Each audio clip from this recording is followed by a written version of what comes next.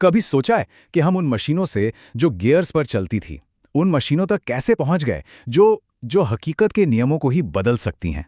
तो चलिए, आज कंप्यूटिंग के इसी शानदार सफर पर निकलते हैं।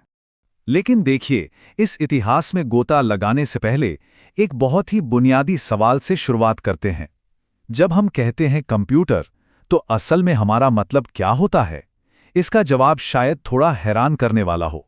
देखिए, बहुत ही सीधे सरल शब्दों में कहें तो कंप्यूटर कोई भी ऐसी डिवाइस है जो कंप्यूट यानी गणना करती है।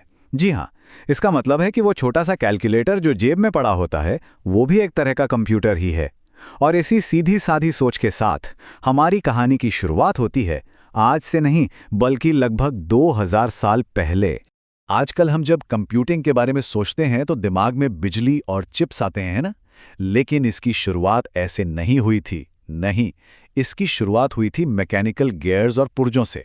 ये वो दौर था जब मुश्किल से मुश्किल हिसाब किताब आपस में फंसे हुए गियर्स की एकदम सटीक चाल से किया जाता था।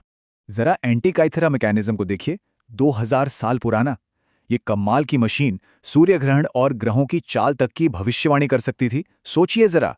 फिर सदियों बाद पास्कल और चार्ल्स बैबेज जैसे जीनियस लोगों ने इन मैकेनिकल आइडियाज को और भी आगे बढ़ाया और यहीं से पहले प्रोग्रामेबल कंप्यूटर की नींव पड़ी। लेकिन सवाल ये है कि इन मशीनों की आखिर जरूरत ही क्यों पड़ी? क्योंकि इंसानों से होने वाली गलतियां वो बहुत भारी पड़ सकती हैं, विनाशकारी भी। 18वीं सदी में हिसाब किताब की टेबल हाथ से बनती थी और सोचिए, एक छोटी सी भी गलती का मतलब होता था समुद्र में जहाज़ों का खो जाना। बस इसी एक समस्या ने ऑटोमेटिक कैलकुलेशन की जरूरत को हवा दी। अब देखिए, मैकेनिकल मशीनें बढ़िया तो थीं, लेकिन वो बहुत धीमी थी और उनमें घूमने फिरने वाले पुर्जे भी बहुत ज्यादा थे। तो असली क्रांति, असली बड़ा बदलाव तब आया जब हमने गियर्स को कंट्रोल करने के बजाय इलेक्ट्रॉन्स को कंट्रोल करना सीख लिया। और पता है ये क्रांति कहाँ से शुरू हुई? एक बहुत ही अजीब जगह से, थॉमस एडिसन के लाइट बल्ब से। जी हाँ, उन्होंने देखा कि बल्ब के अंदर एक अजीब सा करंट बह रहा था। उन्हें उस वक्त तो अंदाजा भी नहीं था कि उन्होंने अनजाने में ही डिजिटल युग की नींव डाल दी है। एडिसन की इसी खोज से जन्म हुआ वैक्यूम ट्यूब का। अब इसे एक पानी के नल की तरह समझिए। पॉजिटिव वोल्टेज दिया तो नल खुल गया और इलेक्ट्रॉन्स बहने लगे। ये हो गया हमारा 1। नेगेटिव वोल्टेज दिया तो नल बंद हो गया और ये बन गया 0। बस इन्हीं 1 और 0 से बनी इलेक्ट्रॉनिक कंप्यूटर की पूरी भाषा। लेकिन एक बहुत बड़ी दिक्कत थी। एनियाक जैसे जो शुरुआती इलेक्ट्रॉनिक कंप्यूटर थे, वो बहुत बड़े थे, एक पूरे कमरे के बराबर, और उनमें हजारों वैक्यूम ट्यूब लगे होते थे। जरा सोचिए, हर रोज 40 से 50 ट्यूब फ्यूज हो जाते थे और उन्हें बदलना पड़ता था। यह तरीका ज्यादा दिन चलने वाला नहीं था। तो अब हमें एक बेहतर स्विच की जरूरत थी, कुछ ऐसा जो छोटा हो, ज्यादा भरोसेमंद हो और ज्यादा कारगर भी। और इसका जवाब हमें मिला एक पदार्थ में जिसका नाम है सिलिकॉन। और फिर 1947 में आविष्कार हुआ ट्रांजिस्टर का। चावल के एक दाने जितना छोटा ये नन्हा सा डिवाइस वही काम करता था जो एक बड़ा सा वैक्यूम ट्यूब करता था, लेकिन कहीं ज्यादा बेहतर तरीके से। ये तेज था, बिजली कम लेता था और लगभग कभी खराब नहीं होता था। असल में यहीं से मॉडर्न कंप्यूटिंग की शुरुआत हुई। इस एक आविष्कार ने एक ऐसी जबरदस्त चीज को जन्म दिया जिसे हम आज मूर के नियम के नाम से जानते हैं। सीधे शब्दों में कहें तो ये वो आइडिया था कि हम हर 2 साल में एक चिप पर लगे ट्रांजिस्टर की संख्या को डबल कर सकते हैं। और इसका नतीजा, कंप्यूटिंग पावर में जबरदस्त, मतलब बेहिसाब तेजी। अच्छा, इस बात को जरा समझिए। 1970 में इंटेल का जो पहला माइक्रो प्रोसेसर आया था, उसमें करीब 2300 ट्रांजिस्टर थे। उस जमाने के हिसाब से ये इंजीनियरिंग का एक बहुत बड़ा कमाल था। और आज एक मॉडर्न प्रोसेसर में 150 अरब, जी हां, 150 अरब से भी ज्यादा ट्रांजिस्टर होते हैं।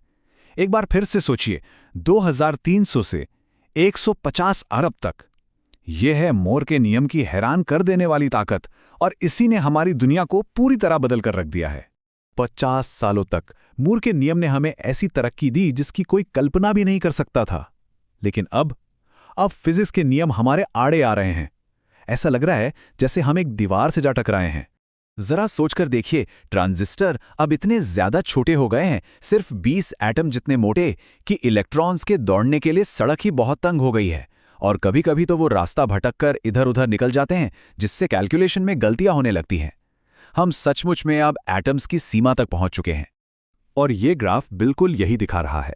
जो नियम पहले हर 2 साल में कंप्यूटिंग पावर को डबल कर रहा था, अब उससे ऐसा करने में करीब करीब 4 साल लग रहे हैं। रफ्तार धीमी पड़ रही है। तो अब सवाल यह है कि यहां से आगे का रास्ता क्या है। कहते हैं ना कि जब एक दरवाजा बंद होता है तो दूसरा खुल जाता है। क्लासिकल कंप्यूटिंग भले ही अपनी हद तक पहुंच रही हो, लेकिन एक नया मैदान तैयार हो रहा है। एक ऐसा मैदान जो हकीकत के नियमों को ही बदल कर रख देगा। स्वागत है क्वांटम कंप्यूटिंग की दुनिया में। तो आखिर हमें क्वांटम कंप्यूटर चाहिए ही क्यों? जरा इस बात पर गौर कीजिए। हमारी जो कुदरत है वो क्वांटम लेवल पर काम करती है। एक मामूली सा मॉलिक्यूल जैसे कि कैफीन, उसे भी अगर हमें पूरी तरह समझना हो तो हमारे सबसे बेहतरीन सुपर कंप्यूटर भी फेल हो जाएंगे। जानते हैं क्यों? क्योंकि उन्हें हमारी पूरी धरती के 10% एटम्स के बराबर मेमोरी चाहिए होगी। ये तो नामुमकिन है। तो फिर क्वांटम कंप्यूटर अलग कैसे हैं? देखिए, क्लासिकल कंप्यूटर इस्तेमाल करते हैं बिट्स का, जो या तो 0 होते हैं या 1, एक लाइट के स्विच की तरह जो या तो ऑन है या ऑफ।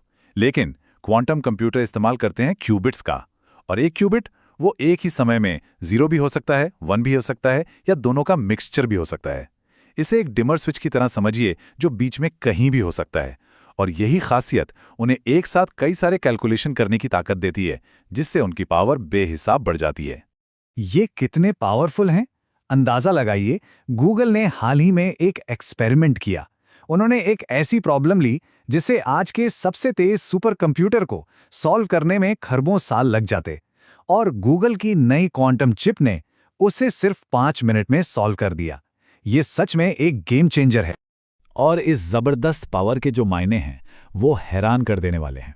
हम बात कर रहे हैं नई नई दवाइयां बनाने की, इंसानी उम्र को और बढ़ाने की, ऐसे नए मटेरियल्स बनाने की जिनके बारे में सोचा भी नहीं गया, और शायद ब्रह्मांड के सबसे बड़े राज सुलझाने की। इसकी संभावनाएं सच में असीमित हैं। तो ये सफ़र अब एक मुकाम पर आ पहुंचा है। हमने शुरुआत की थी मैकेनिकल गियर्स से, जो तारों की चाल का हिसाब लगाते थे, और आज हम ऐसे कंप्यूटर बना रहे हैं जो कुदरत के क्वांटम नियमों का इस्तेमाल करते हैं। ये इंसान की सोच और लगन की एक बेमिसाल कहानी है। और ये सफर हमें एक आखिरी सवाल पर लाके छोड़ देता है। अगर पिछले 50 सालों में हम कमरे जितने बड़े कंप्यूटर से जेब में रखे सुपर कंप्यूटर तक पहुंच सकते हैं, तो सोचिए क्वांटम कंप्यूटिंग के अगले 50 साल हमें कहां ले जाएंगे। भविष्य की कहानी अभी लिखी जानी बाकी है।